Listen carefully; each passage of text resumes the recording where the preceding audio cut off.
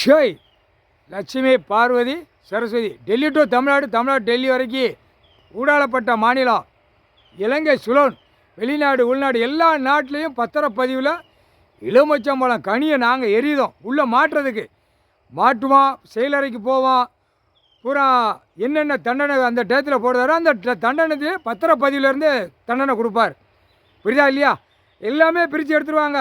என்னென்ன இது கணக்கு, என்னென்ன கணக்கு. அப்போ கிராம அதிகாரி தலையாரிலாம் தூக்குவாங்க. பிஓ தாசில்தார் கலெக்டர் வரைக்கும் எல்லாம் பத்திரப்பதிவு வரும் இடம் வளப்புத்துறை வரைக்கும் தூக்கி உள்ளே கொண்டு மாவட்ட வாரி கணக்கு வானரப்படை வச்சு எடுப்பார். எடுக்கையில் தான் உள்ளே மாட்டுவான். ஏண்டா கணக்கு போடுறதெல்லாம் அவங்க நாங்கள் கோழி முட்டை கணக்கு போட்டுன்னு நினச்சியா? இல்லை என்னமோ நடக்குன்னு நினச்சியாடா? நடக்குன்னு நினச்சியா? இப்போ கன்னியாகுமரி தான் கடைசி பகுதி, டெல்லி கடைசி பகுதி.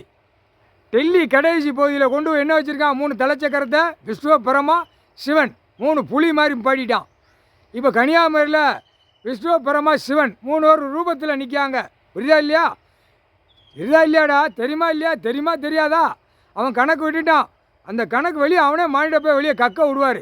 இன்னும் பெரிய பெரிய கணக்கு வெளியே வரையில் தான் அரசியல்வாதி உள்ளே பூரா மாட்டுவான். அவன் அரசியல்வாதியவே கக்க விடுவார். கக்க விட்டு எடுத்து தான் உள்ளே தூக்கி செயலரில் ஏற்றுவார். அப்போ தான் இராணுவ வானரப்படையை பூரா உள்ளே இறங்குவான்.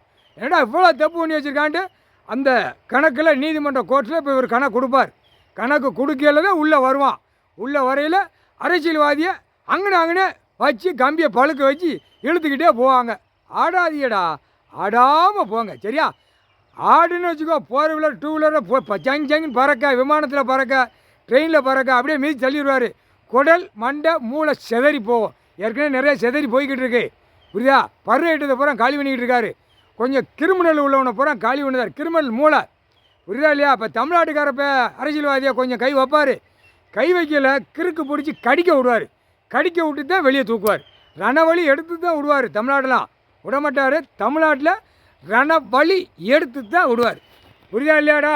இல்லை முட்டாப்பேகளா இவ்வளோ சேட்டை பூமியில் இறங்கி கணக்கு போடுறாரு. இதவே கேட்காம உட்காந்து தாளாட்டு உறங்கிட்டு அலைஞ்சின்னா எப்படிரா?